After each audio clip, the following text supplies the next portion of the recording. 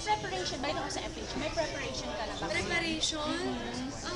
Siguro yung costume ko, yung isusuot ko, yung make-up, sa katawan, bugbog ako sa Marian sa kaka-rehearsals, kaya Yun na rin yung parang yun yung workout mo. pinaka-workout ko talaga eh. Eh, yung ano, music icon kasi, di ba? Sino ba yung idol mo? Sino ba yung Beyonce.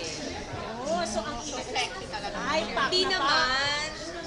Hindi naman. Konting sexy lang. Yan, paano mo rin sinusuportan si Governor Vico? Actually, text ako sa kanya. Medyo maselan tong party na ito at ayoko na sa akin o pinag-uusapan natin kasi alam ko ang pakiramdam ng ganyan. Hindi lang sa kanya nangyari yan, kahit sa akin nangyayari din yan. Tinext ko lang siya, sabi ko lang sa kanya na nandito ako at mahal ko siya. Ano man ang mangyari, nandito ako sa likod niya. Yan, ikaw ang stand mo pag mga binabash. Pag binabash? Oo, ikaw. Alam mo lahat naman ng tao binabash eh. Alam mo yung mga nagbabash, ibig sabihin lang malungkot ang buhay nila kasi wala silang nakikita sa kapwa nila kundi puro kapintasan. Kasi kung masaya ka sa buhay mo, mas titignan mo yung kagandahan ng isang tao kaysa pintasan mo siya. So, ikaw pag may nambabash sa'yo, Pag may nang babash, oo, sa'yo, anong ginagawa? kasi lang naman ang social media ko, Instagram, hindi block delete kaysa patulan ko sila. Na-immune ka na raw.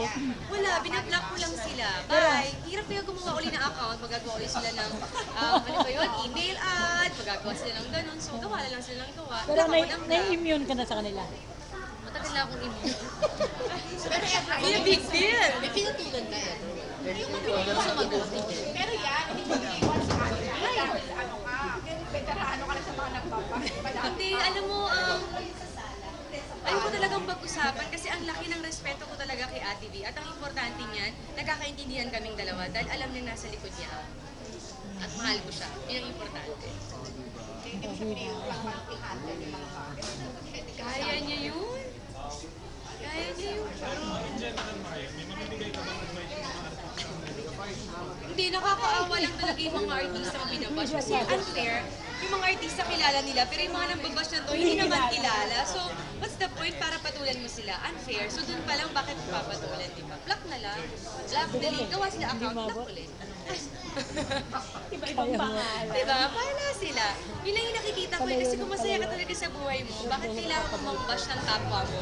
Di ba dapat pag masaya ka at kontento ka, masaya ka para sa kapwa mo?